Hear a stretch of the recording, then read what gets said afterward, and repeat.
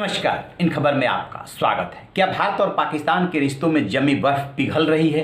पिछले दिनों 25 फरवरी को दोनों देशों ने सीज फायर समझौते का सम्मान करने का फैसला किया था और कहा था कि जो भी इस संबंध में बात होगी आपस में बातचीत करके निपटा लिया करेंगे, लेकिन अब बॉर्डर पर फायरिंग नहीं होनी चाहिए। और अब खबर आ रही है कि भारत ने कोरोना से लड़ने के लिए पाकिस्तान को मदद करने का फैसला किया है और अपनी कोरोना वैक्सीन पाकिस्तान को वो देगा, लेकिन रूट जो होगा वो एक अलायंस होगा।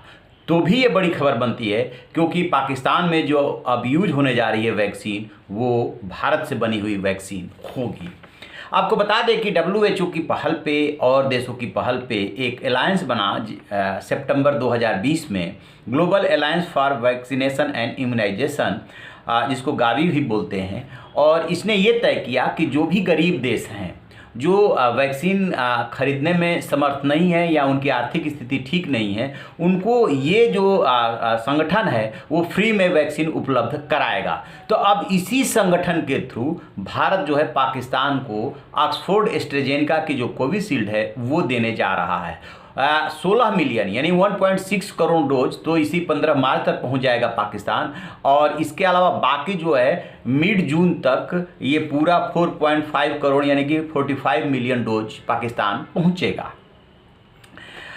अभी तक जो पाकिस्तान की स्थिति है वहाँ पे 4 टीकों को मंजूरी दी गई है। सिनोफार्म जो कि चीन का टीका है, ऑक्सफोर्ड एस्ट्राजेनेका का जो अभी आपसे मैंने जिक्र किया कि ये कोविशील्ड, भारत में वो कोविशील्ड के नाम से बनता है और अलग अलग देशों में अलग अलग नाम से है, लेकिन वो टीका कहलाता है ऑक्सफोर्ड एस्ट्राजेनेका का।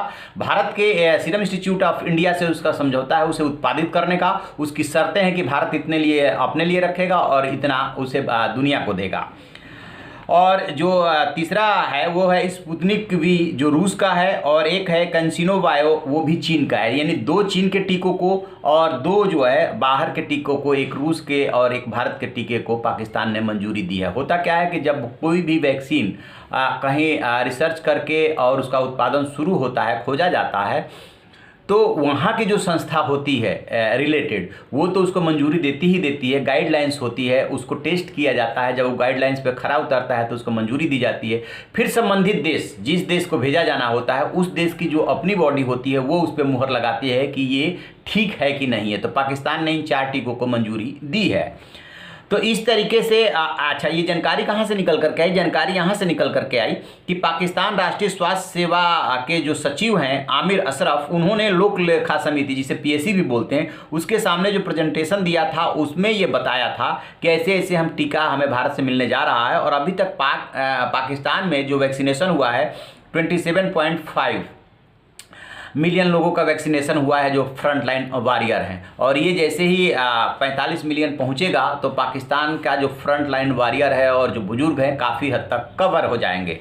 तो ये अच्छी बात है क्योंकि देखिए होता क्या है कि संकट के समय या ऐसे महामारी के समय यदि आपका दुश्मन भी देश है, उससे अच्छे रिश्ते नहीं हैं, फिर भी मदद की जाती है। और भारत तो वैसे भी बार बार प्रधानमंत्री नरेंद्र मोदी बोलते रहे हैं वसुधैव कुटुंबकम की नीति में सदियों से विश्वास करता रहा है, ये उसकी रीति नीति और जीवन जीने का तरीका है। तो बिल्कुल पाकिस्तान को मदद करनी चाहिए। और इसके पहले भारत जितने पड़ोसी देश है पाकिस्तान को छोड़ करके, बांग्लादेश, नेपाल, मालदीव, श्रीलंका और जितने भी आसपास के देश है छोटे देश, उनको मुफ्त में उसने कोरोना का वैक्सीन भेजा था।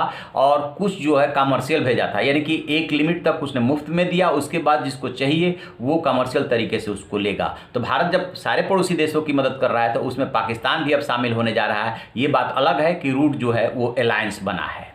तो आप रहिए ना बेखबर, देखते रहिए इन खबर। इन खबर चैनल को सब्सक्राइब करें।